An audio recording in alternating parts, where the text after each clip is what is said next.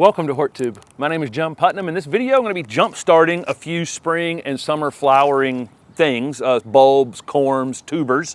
Put up a video about this last year as well, and it also includes some caladiums and some elephant ears. Calla lilies can be done this way, cannas can be done this way. Those are things that I can leave in the ground here, and so I don't need to redo them every year. But if you want to go back, it's literally the same process. Any of these spring or summer flowering things, potatoes will be slightly different than those, and I'll talk about that kind of separately. But any of these kind of semi-tropical flowering summer things, including Asian lilies as well, these can be put in containers early before your average last frost date. My average last frost date's April 15th. Here we are right at the end of February, potting some of these things up. We're going to get them a jump start on them. We can get some roots growing on them. We're buying them as, just in a bag with, again, either corms or bulbs or, bulb-like things, and getting them going, getting some new growth on them, and getting a jump start on the season. This is really a very basic process. I'll start with some Liatris. Liatris are actually technically corms, but they're bulb-like, just like your spring flowering bulbs. These are pretty easy to tell which side is up. Some corms don't give you this, but you can see where the growth was on this last year. You can see where the roots were on it. So that part right there will go down.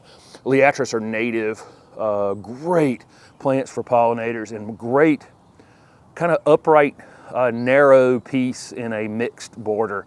That can give you some height without taking up a lot of ground space, because they're very, very tall and spiky.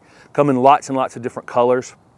But what we'll do on these is just take a container, and this is a compost and pine bark mix, but you can use whatever potting mix that you want to use for this.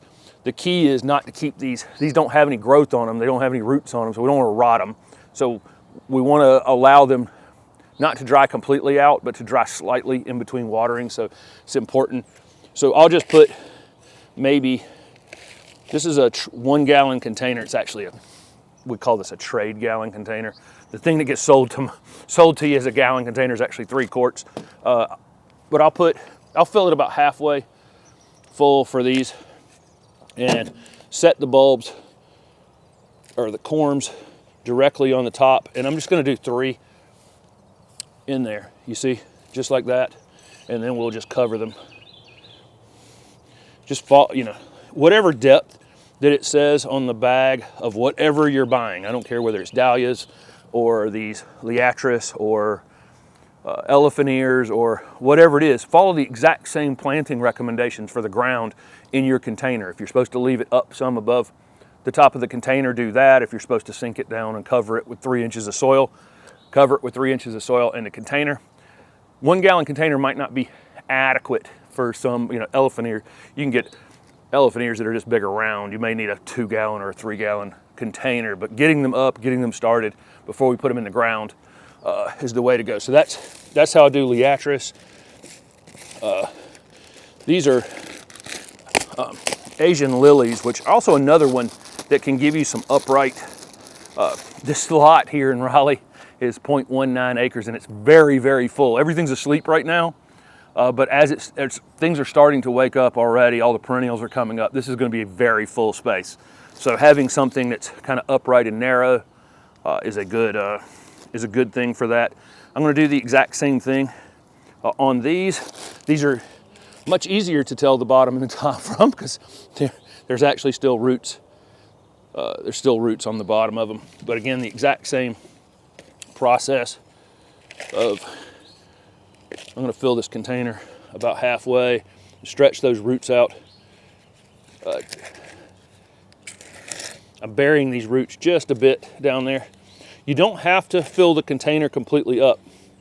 We're not trying to grow them in the container. So, I filled this container completely up, but if you wanted to, you can just do maybe 2/3 of the container. That way you save a little bit of soil, but you still get them started. Because again, that's all we're trying to do. Come April 15th, April 20th, they're going to go in the ground. Or they could go in a slightly larger container if you wanted to. But that's the exact same process, roots down, the point of the bulb up, or tuber or corm or whatever it is. Next up, got some dahlias. Most of the dahlias we collect the seed out here in the garden, and then we have a couple of old hybrid ones. We're in zone 7B here in Raleigh, and they can come back or they don't come back. We're like in the middle zone for that. So folks in zones 4, 5, 6, if you're growing dahlias, most of the time you need to dig them up at the end of the season, store them through the winter, and then you can bring them back out here in February, jumpstart them in a container like this, protect them through the frost and freezes, and then put them back in the ground with a little bit of height on them already that next season. For us, we leave our dahlias in the ground, but we'll lose a few of them during the winter, and then a few will come back. The gaps that we have over here in our big dahlia display, we'll buy 2 or 3 that will plug into that, and then we'll do some from seed as well. But these are interesting.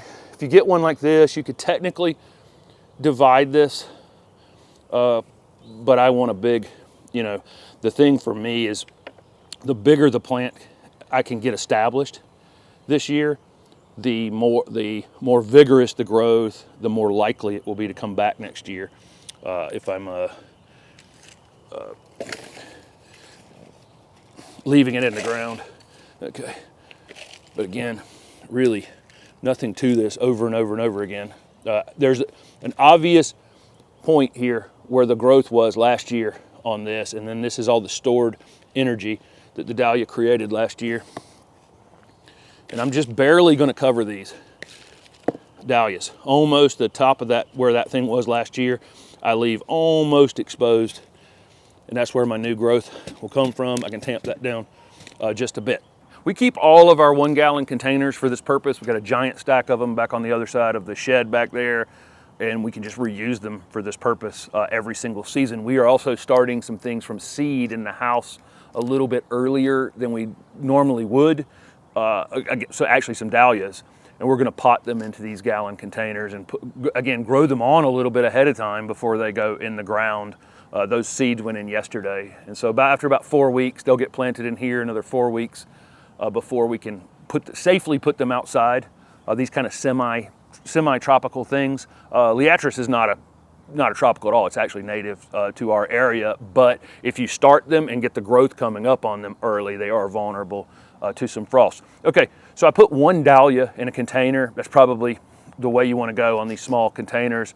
And I put 3 Liatris in that container. Makes a lot of sense to put those in clusters. And in fact, I'll put 3 in each container, and then we'll probably plant like 3 or 4 containers right together so that there's a bunch of them spiking up together. The Asian lilies, I could probably just do 1 per container. I put 3 in there, and I'll probably divide them out when they go in. Probably the ones I do in 3 in a container, I may end up putting them in bigger containers for the season, and then I'll put 1 in a container if I'm just going to plant that one in the ground, because 3 of them that close together is probably a bit too much. Next up is potatoes, and this isn't really necessarily jump starting. It's pretty much time for me to put potatoes out here, but they don't like really cold temperatures. So we'll put, these are 15-gallon bags, okay, that we do our potatoes in. We can do these in the ground now. We've been working on this project for almost 3 years now, and so the soil in our vegetable garden is quite good. We can dig down pretty deep now very, very easily, so I think we can start doing our potatoes in the ground or maybe in slightly raised spaces within the vegetable garden. I didn't the first couple years because it's just clay under there, and potatoes would really struggle if they can't get down in the soil very well. But again, we've put compost down like twice a year over there, and now all of it, now I think we can start doing them in the ground. I'm going to do them in these bags 1 more season. We bought seed potatoes. You can get just organic potatoes from the grocery store and get them started in a window, in a bright window. You can cut the larger ones up once they start developing some eyes on them, let me open one of these that has good eyes. These seed potatoes typically they're already starting, to have some eyes on them like this. These are so small that I'm not even going to cut these up. I'm just going to drop that directly in the bag. this is not the least expensive way to do this. And these little bags are like, you know, $4 for 4 or 5 potatoes. It's not the, you know, typically I'll go to the grocery store and just get organic potatoes. It's important to get organic potatoes because the other potatoes are potentially treated with something to stop this growth on them, to prolong the amount of time that they can keep them on the shelf before they start sprouting. So organic ones shouldn't have that on them. But even those tend to take a little while longer. They've probably been in some sort of cold storage for some period of time. And these are just ready to go. We didn't think about it as early as we normally do. So I bought seed potatoes. And each of these bags has like 4 potatoes in it, 3 different varieties, a red one, a blue one, and a white potato. I think I'm just going to do one of these bags per larger bag. So there'll be 4, maybe 5 potatoes in each. That's it. That's plenty of room. So speaking from experience, the first year we did this, we used almost all compost, and they stayed a bit on the wet side. These bags dry out a lot because they're very exposed, but that year they stayed a little bit damp, and I thought that I was overdoing the water. So last year I mixed in some pine bark into it to create a little bit of drainage, and the opposite happened. We couldn't water them fast enough, and by the time the heat really started to take over, we couldn't water them fast enough. They were just, we didn't get as much. We still got potatoes both seasons and did okay, but I definitely am going to lean back toward more compost this time around. And I've got a couple buckets here of just pure compost, and I've got this mix of pine bark and compost in this bucket, and I'm just going to up the compost content in there. This is some soil cube compost I had left over from last year, but any kind of compost will work. It'll just get mixed as it gets shoveled across there, and I've got lots of buckets of them. I'm gonna end up with about 6 bags of potatoes. So we're putting these potatoes in bags right at the end of February. They can take cool temperatures. They can't take cold temperatures. And here in Raleigh, it's supposed to be 85 degrees tomorrow, one of the last days of February, which is absolutely crazy. Don't let that fool me though. I'm definitely gonna get another frost. I'm definitely gonna get another freeze between now and April 15th. There's no question. Unfortunately, a lot of things are gonna be very awake when that happens, and we'll probably have to do a little protecting of things this year. These potatoes will be fine down into the middle 30s without any problem. If it gets colder than that, I might throw a cover over these bags. We'll just have the bags close together with the potatoes in them. If it gets below freezing, which we probably won't have many of those nights left where it's actually below 32, but if it does, I'll just bring the bags up on the front porch or maybe even into the kitchen. They've got handles on the side of them, and the bags won't be full of soil at that point. And let me explain that real quick. I'm just gonna put a layer of this compost mix at the bottom of this bag, maybe 3 inches or so. Perhaps maybe 4 inches, let's say 4 inches of soil at the bottom of it.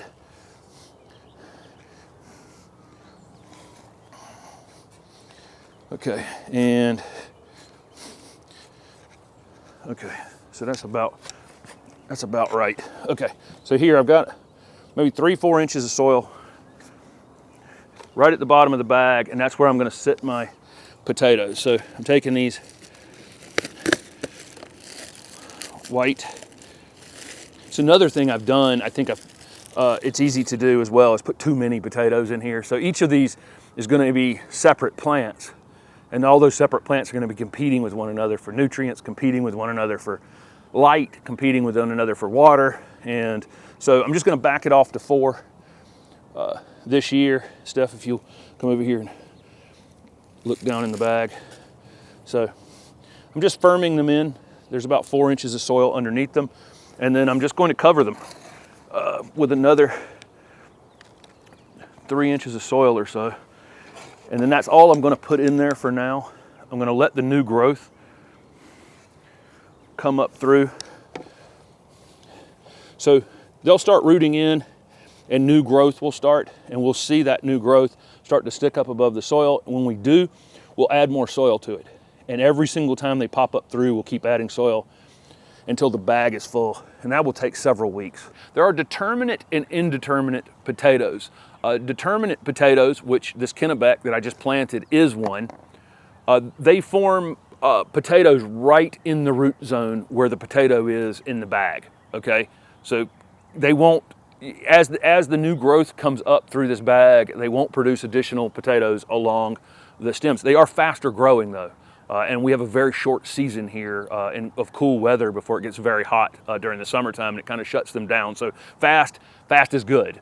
But they don't produce additional potatoes as they go up. So typically, with a determinate potato, you can go ahead and fill the bag completely up to the top, because you're not going to gain anything, having additional layers, going up. So you can, again, bury them go ahead and bury them completely. I'm going to do the slow fill. Just because I want to keep the bags mobile for the next few weeks, okay? That's important to us, is that the cold weather may have some, we may have an issue with very cold weather and want to move them, so having only half the weight in there. But if you look up what kind of potato you have. If it's determinate, you can go ahead and fill the bag completely up if you want to. They're only going to produce potatoes right at the root zone, so you want a good amount of soil underneath them, okay? And then indeterminate potatoes, think about them almost as like vining within the bag, okay?